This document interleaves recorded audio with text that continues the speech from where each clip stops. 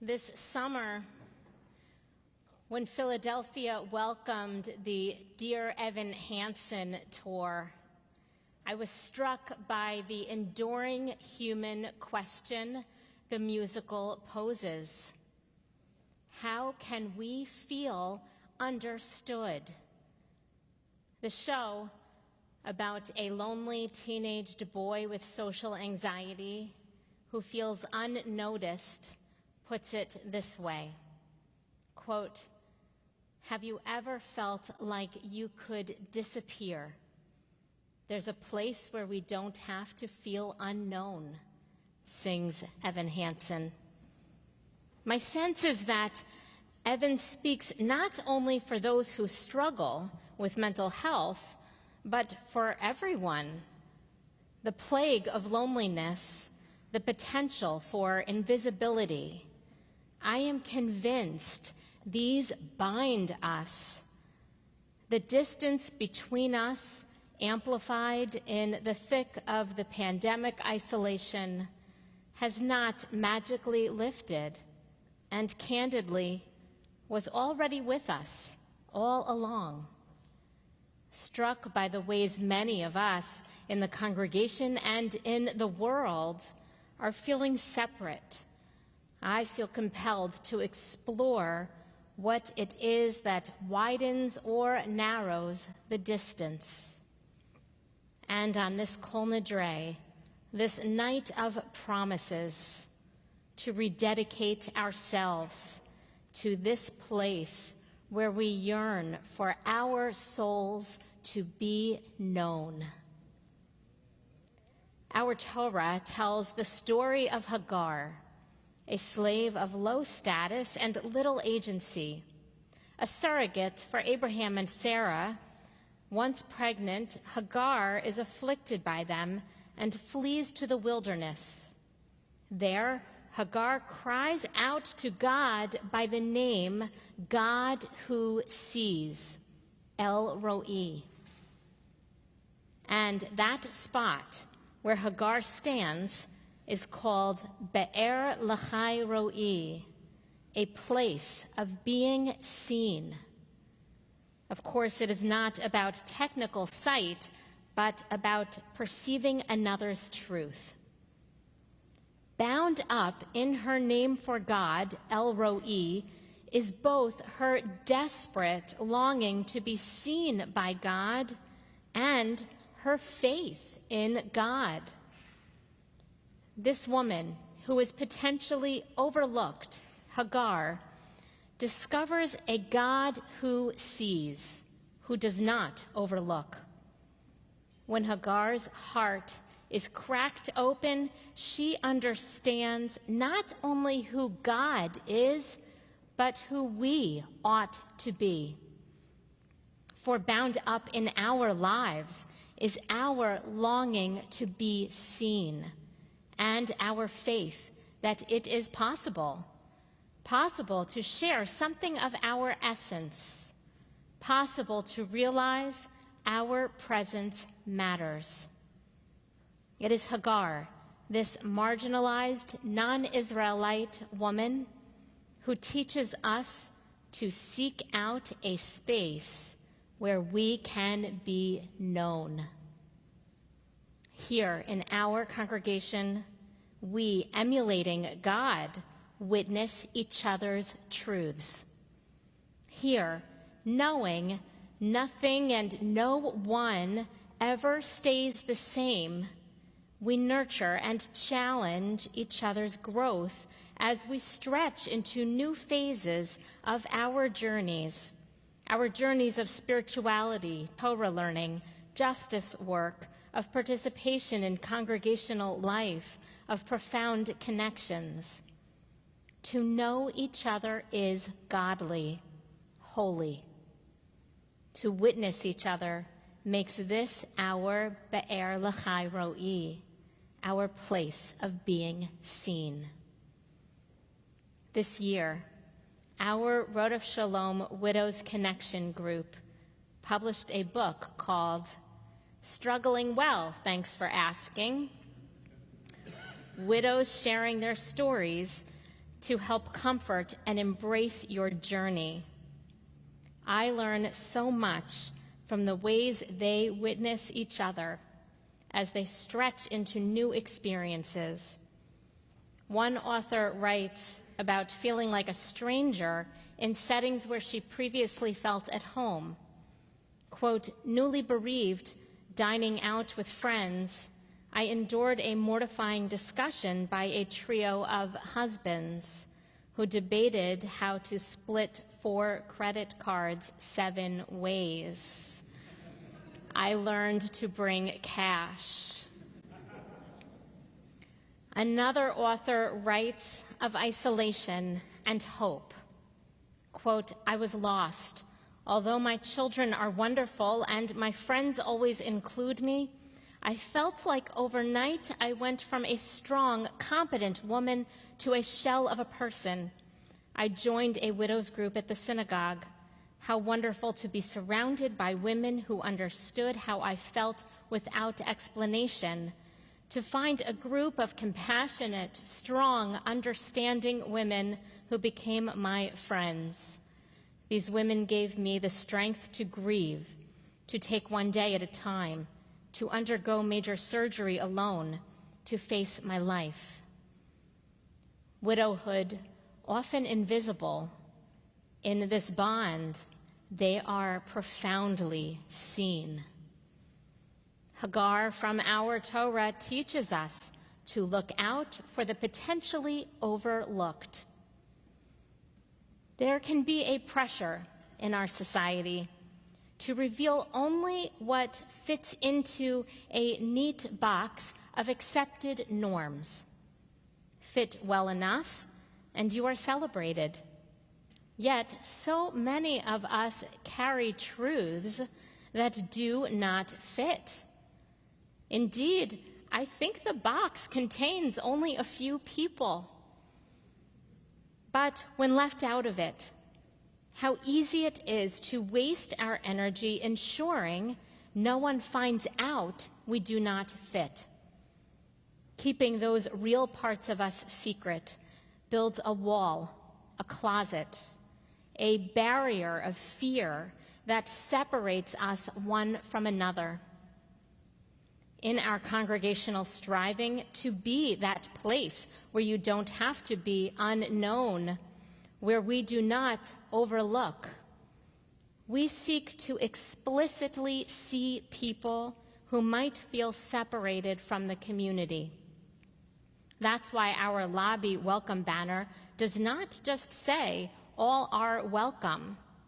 Thanks to our DEI, our Diversity, Equity, Inclusion group called AID, in Hebrew meaning witness, the banner reads, whether you are Black, brown, white, Latinx, Asian, Indigenous, or multiracial, queer, gay, lesbian, bisexual, transgender, questioning, or straight, 3 days old, 30 years old, 103 years old, single, married, with or without kids, divorced, widowed, or partnered, living in Philadelphia, the suburbs, or elsewhere, struggling with addiction, a student, looking for a job, or gainfully employed, disabled, able-bodied, or a person of differing abilities, neurodiverse or neurotypical, new to Judaism, or a lifelong member, seeking your path, you belong here at Road of Shalom.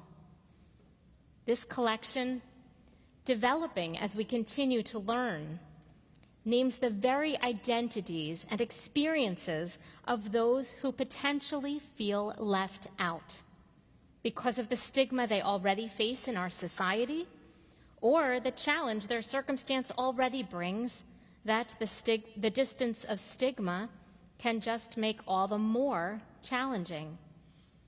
Anyone's marginalized identity can be treated as unseen. I've experienced myself and listened to many of you about the distance fueled by stigma, the barriers to witness we experience around mental illness, gender expansiveness, infertility, body size, job loss, abortion, divorce. We draw closer to each other when we witness one another's truth.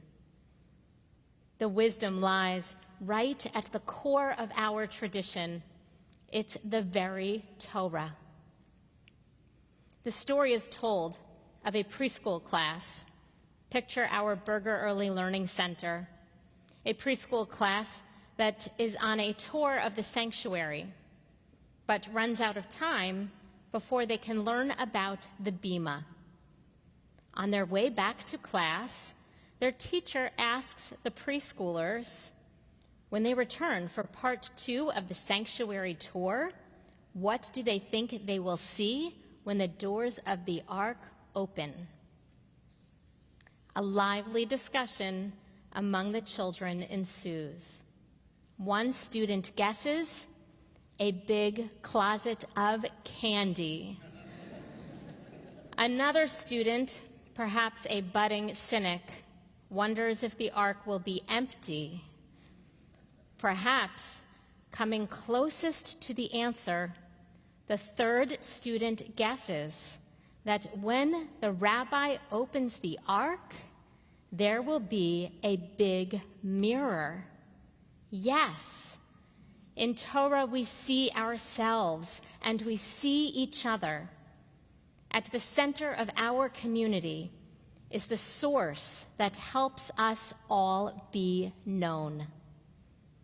Jews who have become B'nai Mitzvah will refer to the Torah portion they chanted as my Torah portion. Indeed, tradition teaches we each have a letter of the Torah that is our own. One part of Torah precisely reflects you. In Sarah's laughter, your laughter. In Rachel's heartbreak, your heartbreak. In Moses' humility, your humility. In Miriam's wounds, your wounds. In Isaiah's justice, your justice. Your courage, your perseverance, your memories, your ancestors, your aspirations. Every letter of the Torah is indispensable. Every soul of infinite value. As one missing letter from Torah renders a scroll unfit, one missing soul makes us incomplete as a community. We need each other for this story, for this community to be whole. Earlier tonight, the doors of the ark opened and we lingered on the scrolls. Just after our High Holy Days, on the festival of Simchat Torah, when we complete the reading of Torah and then start from Genesis once again, we will dance with the Sifrei Torah and unscroll them to see the text in its entirety, the mirror in its fullness. Cantor Hyman ensuring we hold it up wearing special gloves to protect the precious parchment of these scrolls we inherit from past generations. Rabbi Friedman walking beside the scroll into a circle and at each portion teaching us what happens at that point in the scroll, at least in summary, in his 5-minute whole Torah review.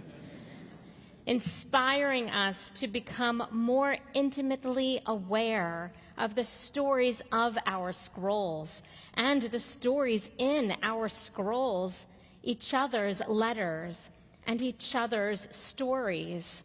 For every one of your letters, your stories is needed, cherished in this community. On this holy day, it fills my soul to be present with the fullness of our congregation. Still yet, our Torah is not complete, for we are not complete. For decades, population studies have revealed a great number of Jews and seekers who are curious, or even passionate about Jewish life, yet absent from the Jewish community. Tomorrow morning, we will read from Torah. You stand here this day, Atem Nitzavim, all of you in the presence of the eternal your God, to enter into the covenant, and not alone with you do I make this covenant, but with each of you who stands here among us this day, and with each one who is not here among us this day. Although some Jewish institutions lament the outward drift of affiliation, the leaders of our Reform movement suggest instead that we see our demographic reality for what it has the potential to be, a time of transition during which the next phase of sacred Jewish congregational living unfolds.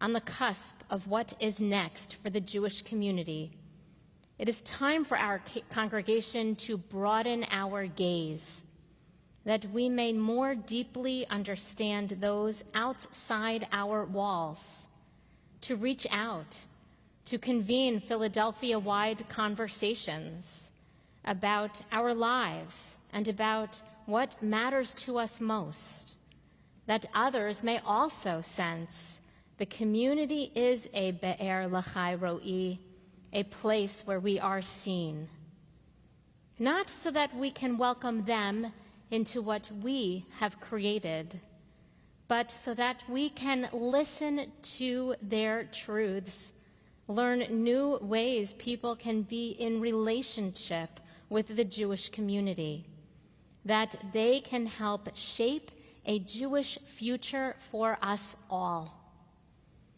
If Rodef Shalom is the center of Jewish life in Philadelphia, we take on that mantle not as an award, but as a responsibility to our congregation, and also a responsibility to nothing less than the future of the Jewish people. For on Yom Kippur, in the presence of the eternal our God, we enter into covenant. And God makes this covenant not with us alone, but with each of us here today, and each one who is not here today. We long to ensure the covenant embraces us all. When Hagar's heart is cracked open, she understands not only who God is, but who we ought to be. It is this marginalized woman who teaches the Jewish people the profound truth about being known to one another. On this Kol Nidre, this night of promises, may we renew our dedication in our return to this place where we yearn for our souls to be known. May we cherish this sacred community, this be'er l'chai ro'i, a place of being seen. Amen.